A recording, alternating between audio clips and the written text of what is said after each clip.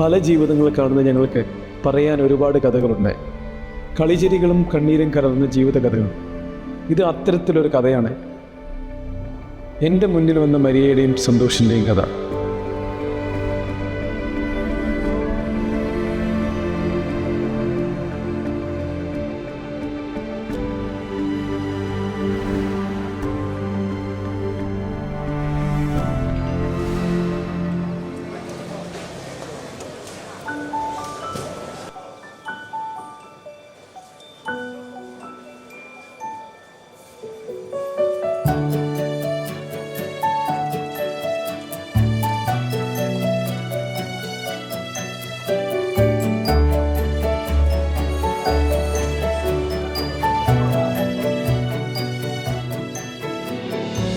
സന്തോഷേ, നമ്മൾ ആദ്യമായിട്ട് കണ്ടുമുട്ടിയത് ഓർമ്മയുണ്ടോ? അത് മറക്കാൻ പറ്റും. അന്ന് നീ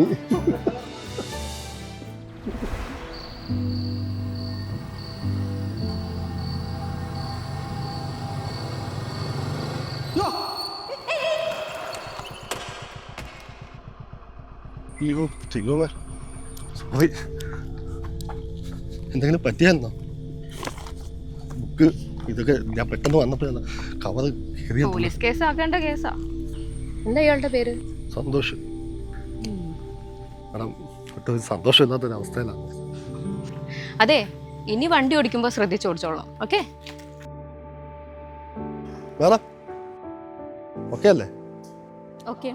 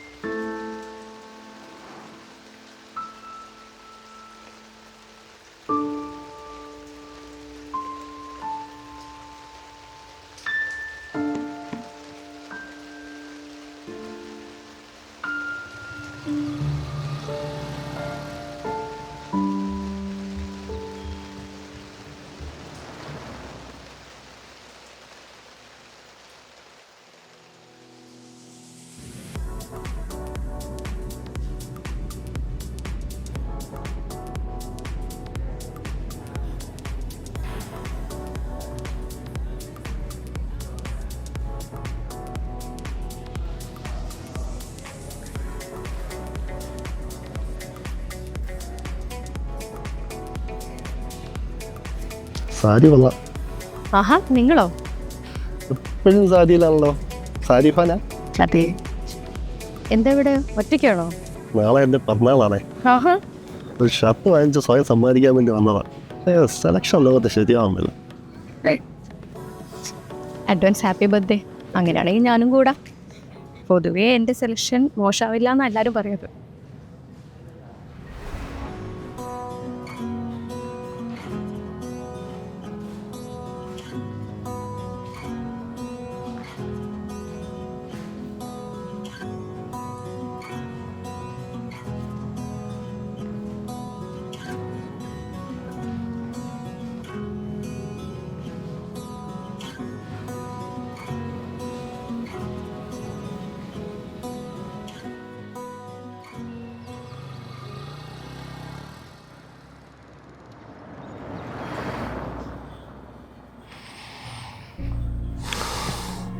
ചിലപ്പോഴൊക്കെ തോന്നും മതിയ ദൈവം നമുക്ക് ചില മനുഷ്യരെ തരുന്നത് ഒരുമിച്ച് ജീവിക്കാൻ വേണ്ടി മാത്രമാണ്.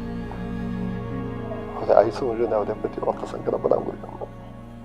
ആ ആക്സിഡൻറ്റ് കഴിഞ്ഞിട്ടിപ്പം 1 വർഷമായി. അത് 365 ദിവസം ഞങ്ങൾ ഒന്നിച്ച് ജീവിച്ചിരുന്നത്.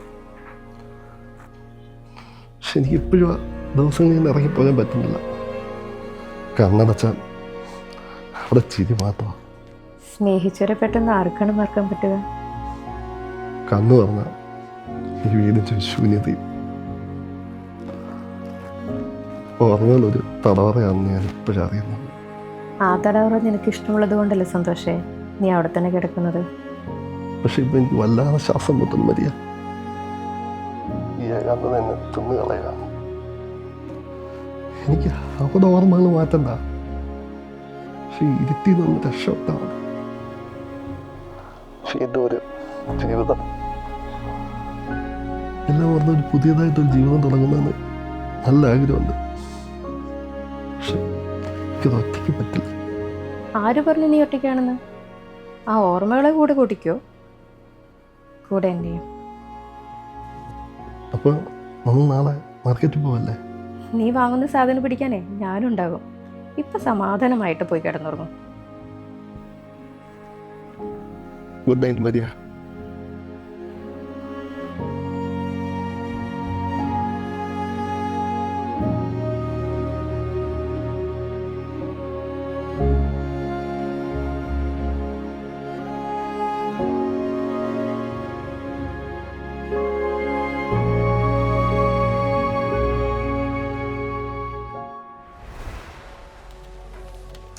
അമ്മയ്ക്ക് എന്താ വട്ടാണോ?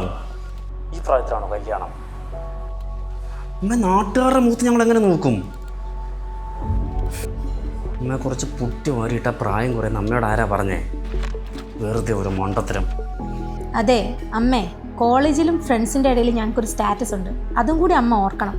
ഓ സ്റ്റാറ്റസ്, അത്രയേ ഉള്ളൂ.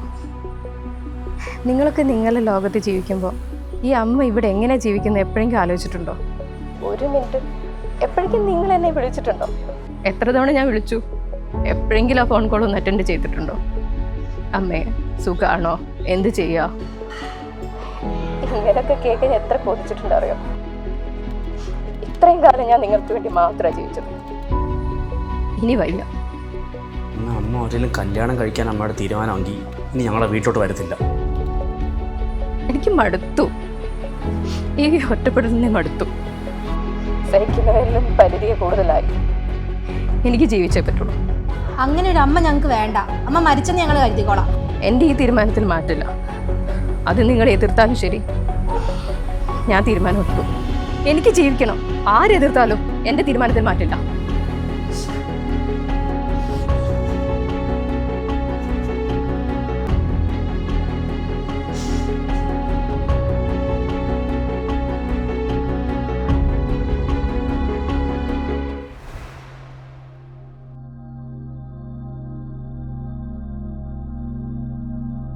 ഞാൻ മക്കളോട് സംസാരിച്ച സന്തോഷം.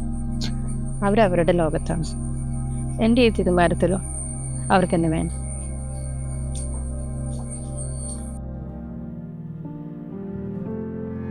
ഇത്രയും കാലം ജാതിയും മതവും കുടുംബവും ഒക്കെ നോക്കി മറ്റുള്ളവർക്ക് വേണ്ടിയാണ് ഞാൻ ജീവിച്ചത്. ഇനി എനിക്ക് വയ്യ. ഇനി എനിക്ക് മനസ്സ് തുറന്ന് സംസാരിക്കാൻ ഒരാൾ വേണം.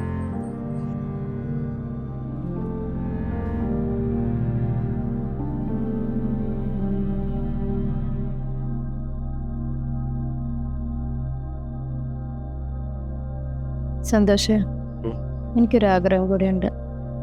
നമ്മുടെ ലോകത്ത് ഒരു കുഞ്ഞിനെ കൂടെ വേണം. അങ്ങനെ അവർ ഒന്നിച്ചു. ദിവസങ്ങളും മാസങ്ങളും കടന്നുപോയി. അതിനുശേഷം അവർ ഒരു ദിവസം എന്നെ കാണാൻ വന്നു. ഡോക്ടർ, ഞങ്ങളുടെ സെക്കൻഡ് മാരേജ് ആയിരുന്നു. മരിയയുടെ ഫസ്റ്റ് ചെയ്തത് കുറച്ച് കോംപ്ലിക്കേറ്റഡ് ആയതുകൊണ്ട് സ്റ്റെറിലൈസേഷൻ ചെയ്തിട്ടുണ്ടായിരുന്നു. ഡോക്ടർ, ഞങ്ങൾക്കൊരു കുട്ടീനെ വേണം. നിങ്ങളുടെ ഏജ് വെച്ചിട്ട് IVF ആയിരിക്കും കുറച്ചുകൂടെ നല്ലത്. ഏയ് അത് വേണ്ട, ഞങ്ങൾക്ക് നാച്ചുറായിട്ടുള്ള രീതിയിൽ കുട്ടീനെ വേണമെന്നാണ് ആഗ്രഹം. അങ്ങനെയെങ്കിൽ നമുക്ക് റീകണലൈസേഷൻ സർജറി നോക്കാം. അപ്പോൾ റീകണലൈസേഷൻ സർജറി എന്ന് വെച്ചാൽ നമ്മുടെ മരിയയുടെ ഫലോപ്പിയൻ ട്യൂബ് ഉണ്ടല്ലോ, അത് കട്ട് ചെയ്തിട്ടുണ്ട്. അപ്പോൾ അത് റീയൂണിറ്റ് ചെയ്യുന്ന സർജറിയാണ് ഈ റീകണലൈസേഷൻ സർജറികൾ. പക്ഷേ ഇതിൻ്റെ ഒരു പ്രശ്നം വെച്ചാൽ ഇതിൻ്റെ സക്സസ് റേറ്റ് ഇത്തിരി കുറവാണ്. ഒരു 40 മുതൽ 50% ഉള്ളൂ. പിന്നെ മരിയയ്ക്ക് ഏജ് ഉള്ളതുകൊണ്ട് ചിലപ്പോൾ പ്രഗ്നൻസിയൊക്കെ കോംപ്ലിക്കേഷൻസ് ഉണ്ടാകാനുള്ള സാധ്യത കൂടുതലാണ്. എന്ത് റിസ്ക് എടുക്കാൻ നിങ്ങൾ തയ്യാറാണ്? അങ്ങനെയെങ്കിലും നമുക്ക് നോക്കാം. ഞാൻ സർജറിക്ക് ഡേറ്റ് തരാം. നിങ്ങൾ ധൈര്യമായിട്ട് മുന്നോട്ട് പോകും.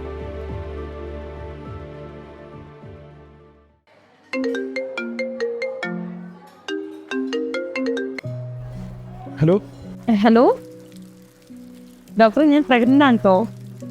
ഓ ഓ ഗ്രേറ്റ് ന്യൂസ്. ആ ഡെലിവറി ഹരിദാസ് മാതയിൽ ചെയ്യാനാണ് ആഗ്രഹിക്കുന്നത്.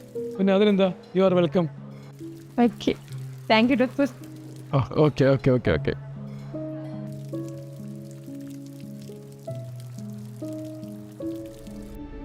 രോഗിയും കൂടെ വരുന്നവരും യാഥാർത്ഥ്യം മനസ്സിലാക്കി എന്തിനും സഹകരിക്കാൻ കൂടെ നിൽക്കുമ്പോഴാണ് ഒരു ഡോക്ടർക്ക് ഏറ്റവും കൂടുതൽ സന്തോഷം ഉണ്ടാകുന്നത്. കാര്യങ്ങളെല്ലാം വിചാരിച്ചവരെ നടന്നു. പിന്നെ അവർക്ക് കാത്തിരിപ്പിൻ്റെ നാളുകളായിരുന്നു.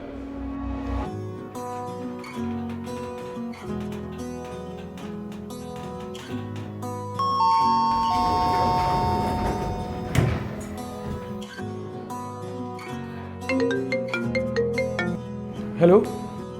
ഹലോ ഡോക്ടർ, മരിയാണേ. ആ മരിയ. 7 സ്കാനിങ് കഴിഞ്ഞു, എല്ലാം നോർമലാണ്. ഓക്കെ, ഫുഡും മെഡിസിനും ഒക്കെ കറക്റ്റായിട്ട് കഴിക്കണം. പിന്നെ കുട്ടിയുടെ അനക്കമൊക്കെ ശരിക്കും ശ്രദ്ധിക്കണം കേട്ടോ. Okay doctor, thank U.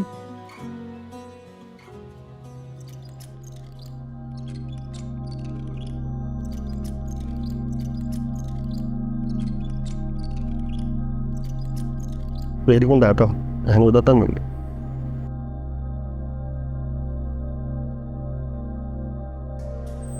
അമ്മേ,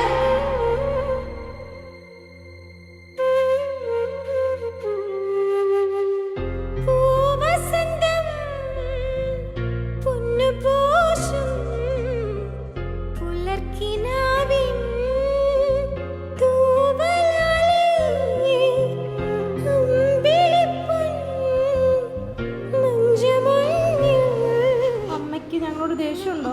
അമ്മയ്ക്ക് എങ്ങനെയാണ് ആ ദേഷ്യം ഉണ്ടാകാം? എന്തായാലും കുഞ്ഞുമക്കൾ വന്നല്ലോ. പിറന്ന സമയം മുതൽ ഞാൻ പിരിഞ്ഞ നിമിഷം വരെ, നീ പിറന്ന സമയം മുതൽ ഞാൻ പിരിഞ്ഞ നിമിഷം വരെ, ഉല്ലാസം ആനന്ദം കുഞ്ഞാവേ.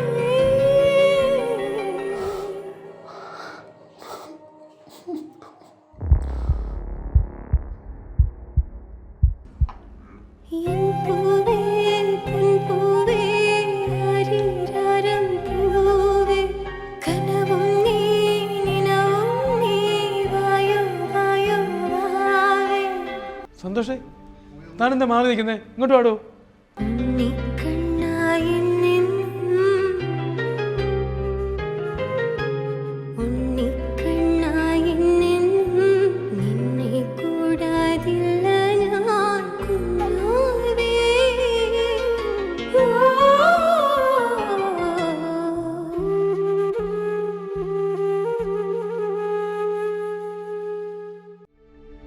മരിയയുടെയും സന്തോഷിൻ്റെയും പിന്നെ മരിയയുടെ കുട്ടികളുടെയും ഇവരുടെ എല്ലാം ജീവിതം ഇനി പിച്ചവെക്കാൻ പോകുന്നത് ആ കുഞ്ഞിക്കാലുകൾക്കൊപ്പമായിരിക്കും, അല്ലേ?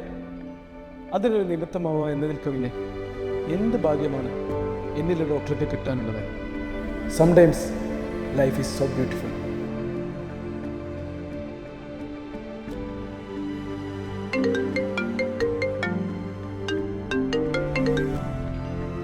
ഹലോ.